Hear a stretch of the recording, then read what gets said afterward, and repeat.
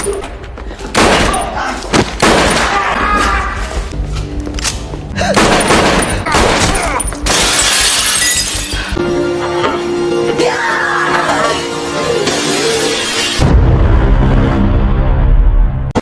saya Arya di sini kembali hadir dan menemani kalian semuanya dan akan membawakan sebuah film yang berlatar di Korea Selatan dan rilis pada tahun 2017. Film ini disutradarai oleh Jung Yong yang berjudul The Villainess. Film ini bergenre drama action crime dan mengisahkan tentang seorang wanita yang bernyawa 10 yang membantai sekelompok gangster sendirian. Oke, tanpa berlama-lama lagi, mari kita gaskan langsung ke alur ceritanya. Film diawali di sebuah lorong markas gangster. Terlihat ada seorang wanita yang sedang berjalan lalu tiba-tiba aksi baku tembak dan baku hantam pun terjadi. Dengan berbalut skill mekanik tingkat lanjut, ia melawan semua gangster tersebut. Di saat semua lawan di sana sudah dibantai dengan barbar, ia pun membuka pintu yang ada di ujung lorong dan menjumpai sisa lawannya beserta bos gangster tersebut dan akhirnya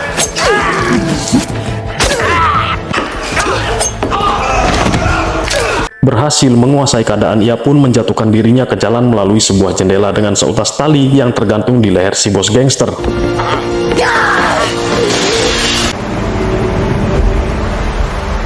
Polisi pun datang mengepungnya dan menangkapnya. Di sini kita bisa melihat ada badan intelijen yang sedang membahas tentang organisasi yang selama ini mereka selidiki. Namun mereka telah dibabat habis oleh seorang wanita yang bernama Suki. Setelah pembantaian tersebut, terlihat di CCTV ada pria yang masuk mengambil heroin. Polisi pun menduga ada hubungan antara pria tersebut dengan si Suki. Lalu ada seorang petinggi wanita yang ingin menjadikan Suki sebagai aset gangster mereka.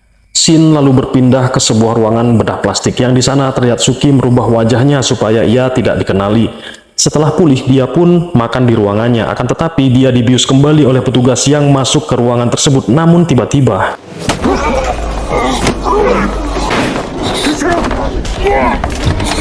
ia mencoba kabur mencari pintu keluar dengan melewati ruang latihan balet dan masuk kembali ke ruang latihan masak.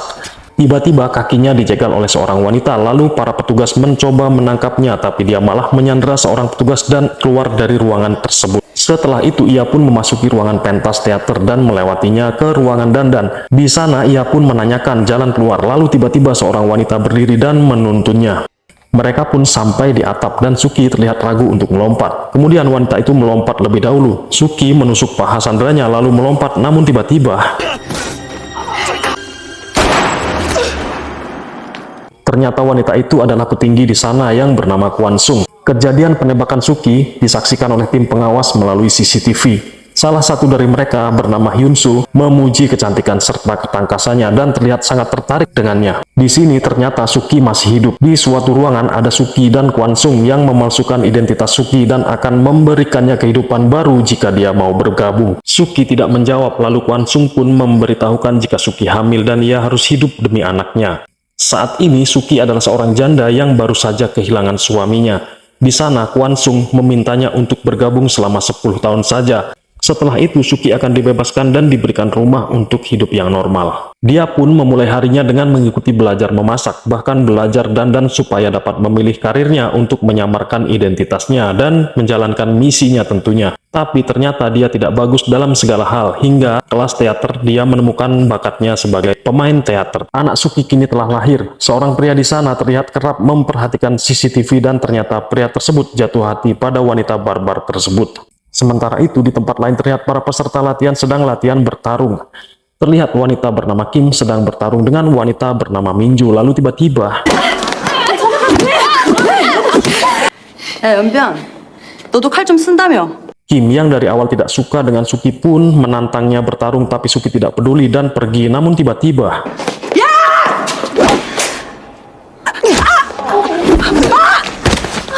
kemudian Suki pun mengambil tongkat dan membalas perbuatan Kim tersebut pada Mingchu dengan memperlihatkan sedikit skill mekaniknya yang dia pelajari dari zaman dulu sejak masih kecil. Dengan kemampuannya, Suki yang memukau membuat Hyun Soo semakin mengaguminya. Semenjak hari itu, Suki menjadi dekat dengan Minchu dan beberapa teman yang lainnya. Di lain hari, para peserta sedang latihan menembak, lalu dilanjutkan dengan sebuah game antara Suki dan Kim. Di sana, mereka harus berlomba merakit senjata. Yang selesai duluan harus menembak lawannya. Suki yang sejak kecil bergabung dengan gangster yang dipimpin oleh seorang bernama Jung, dengan sangat lihai dia bisa merangkai senjatanya lebih cepat dari lawannya.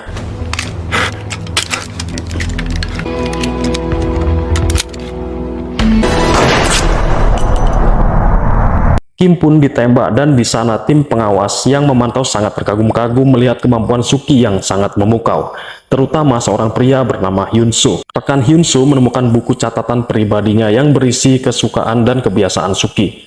Tentu saja Hyun-soo melakukannya karena tertarik pada Suki, tapi dia berdalih bahwa hal itu untuk mendapatkan promosi saja. Shin lalu menunjukkan Suki sedang memasuki ruangan bersama Haye, yaitu sang anak yang mulai besar. Terlihat ia diberi misi pertamanya dengan imbalan akan dibebaskan demi anaknya.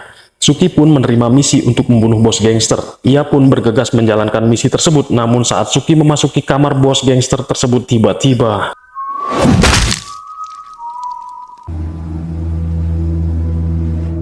ternyata aksi itu disaksikan oleh anak bos gangster. Suki yang melihat anak itu jadi teringat dengan masa lalunya yang pernah dia alami di dulu kala. Ia mengingat bahwa ayahnya menyerahkan sebuah kantong yang mungkin berisi uang, namun sang ayah langsung dihabisi di depan matanya. Suki yang bersembunyi di bawah tempat tidur pun kaget saat sang ayah tewas dan diseret keluar. Tak lama kemudian masuk seorang yang mencari keberadaan Suki. Ternyata orang tersebut adalah sahabat ayahnya dan alasan ayahnya dibunuh adalah karena mencuri white oval yang sangat dicari banyak orang. Suki yang tertangkap oleh sahabat ayahnya pun dijual ke pria hidung belang, tapi tiba-tiba Josang telah menembak anak buah tersebut. Dari sinilah Josang merawat Suki dan melatihnya untuk menjadi pembunuh. Waktu berlalu dengan kebersamaannya bersama Josang, Suki pun mulai menyukai Josang, lalu bertanya kepada Suki tentang siapa yang membunuh ayahnya. Setelah kejadian itu, mereka menikah dan pergi berbulan madu ke Seoul. Di saat mereka makan malam, Josan menerima telepon dan mendapat kabar kalau anak buahnya bernama Chunmu ditangkap dan dia harus pergi hari ini juga. Suki yang sudah berada di hotel kembali menerima telepon dari Chunmu bahwa Josan telah terbunuh. Suki yang marah pun memutuskan membantai kelompok gangster tersebut dan terjadilah adegan film di awal. Kita kembali ke masa kini. Suki pun meninggalkan rumah tersebut dan dikejar-kejar oleh anak buah bos gangster yang telah dia habisi. Dengan keahliannya, Suki berhasil melarikan diri dan karena terdesak, ia pun akhirnya menjatuhkan dirinya ke sungai. Keesokan harinya, karena sudah menyelesaikan misi, ia pun pamitan kepada Minchu, lalu mengatakan jika Minchu harus menghubunginya jika sudah keluar dari sini. Mata Suki ditutup oleh Kwang Sum dan dibawa ke kawasan rumah barunya, serta diberikan identitas baru bernama Hyun-soo. Suki pun memasuki lift dan diikuti oleh Hyun-soo yang sengaja menarik perhatiannya.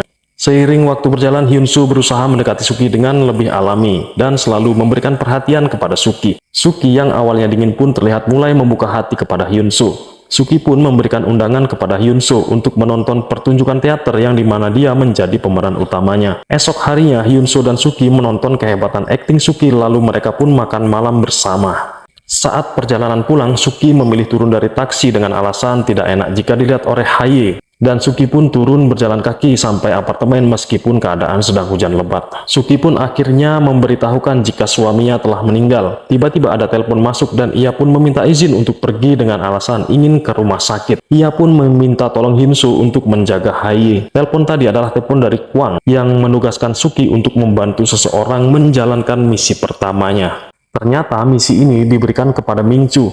Mereka pun menyamar sebagai wanita penghibur untuk menjalankan misinya. Diam-diam Suki mengambil ponsel target lalu mengopi datanya, tapi sayangnya mereka ketahuan lalu tiba-tiba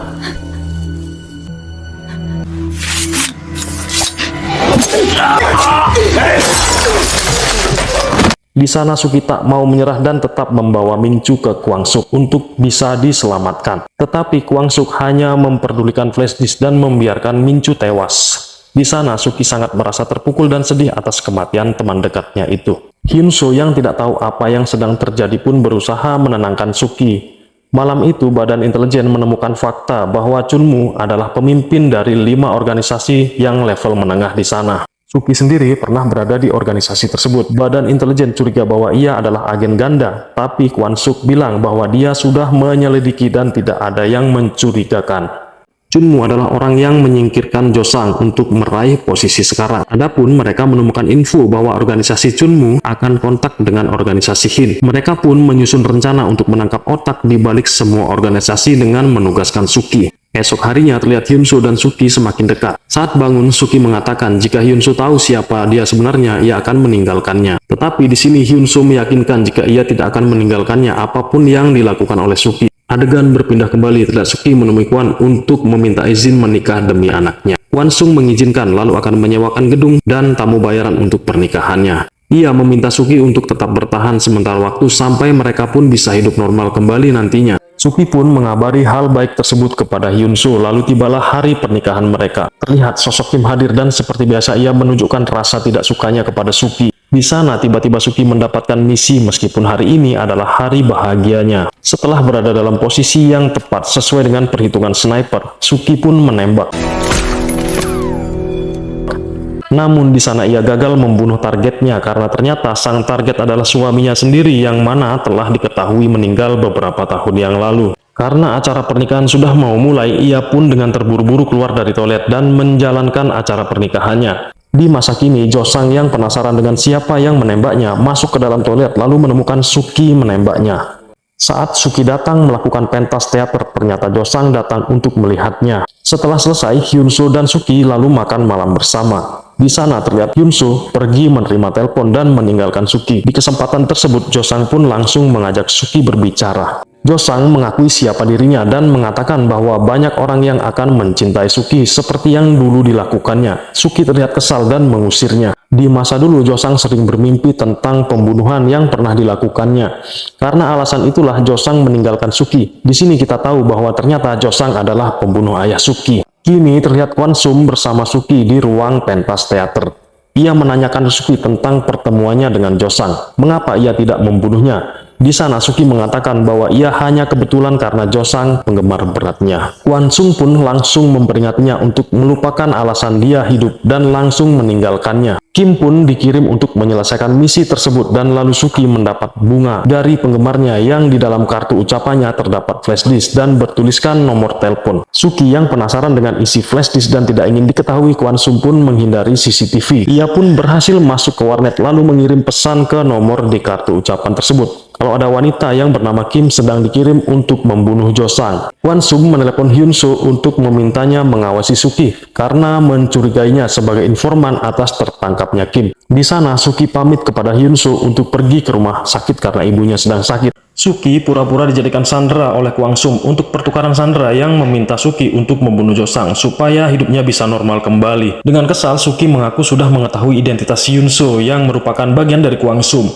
Tak lama kemudian, Hyunsoo menelpon Kwon Sung menanyakan keberadaan Suki. Tapi Kwon Sung hanya bilang jika Suki sedang dirawat di rumah sakit. Hyunsoo pun pulang dan menjemput Haye. Pada malam harinya, saat dalam perjalanan untuk pertukaran sandera, mobil mereka ditabrak oleh pemotor yang ternyata penabrak tersebut adalah Jo-sang. Ia pun mengantar Suki untuk menyelamatkan anaknya. Namun semua itu terlambat, ternyata bom telah meledak. Namun di sana Hyunsoo mengorbankan dirinya untuk menyelamatkan Hailey. Ini Suki bersedih dan benar-benar menyadari bahwa sebenarnya Hyunsoo sangat mencintainya dengan tulus. Akibat kejadian tersebut, Hyunsoo pun harus meninggal dengan tragis.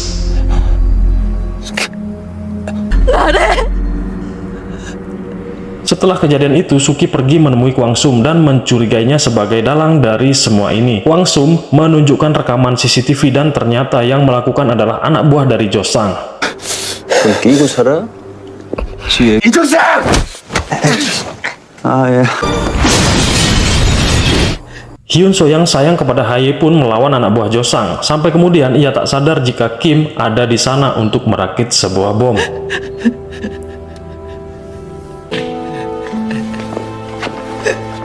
Suki pun mengintai markas Jo-sang dan terlihat Chunmu sedang memegang White Oval. Suki yang kesal mulai melakukan aksinya.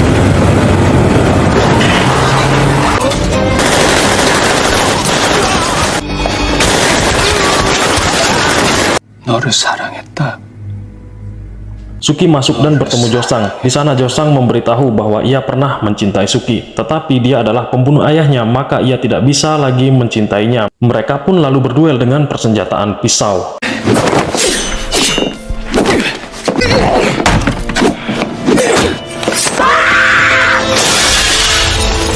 Polisi sedang menuju lokasi mereka sehingga mereka pun pergi dari sana. Suki mengejar Jo-sang dengan mobil curian dan saat mendekati bus, Suki pun melompat lalu membanting setir bus dan membuat bus tersebut terguling. Ternyata Josang masih hidup. Di sana Suki awalnya sempat ragu membunuh Josang, namun akhirnya setelah itu polisi pun datang dan menangkap Suki dan film pun selesai di sini. Terima kasih telah menyaksikan video ini. Jika ada kekurangan, saya mohon maaf, dan jika ada masukan silakan tulis di kolom komentar. Saya Arya di sini mohon undur diri. Sampai jumpa pada konten selanjutnya.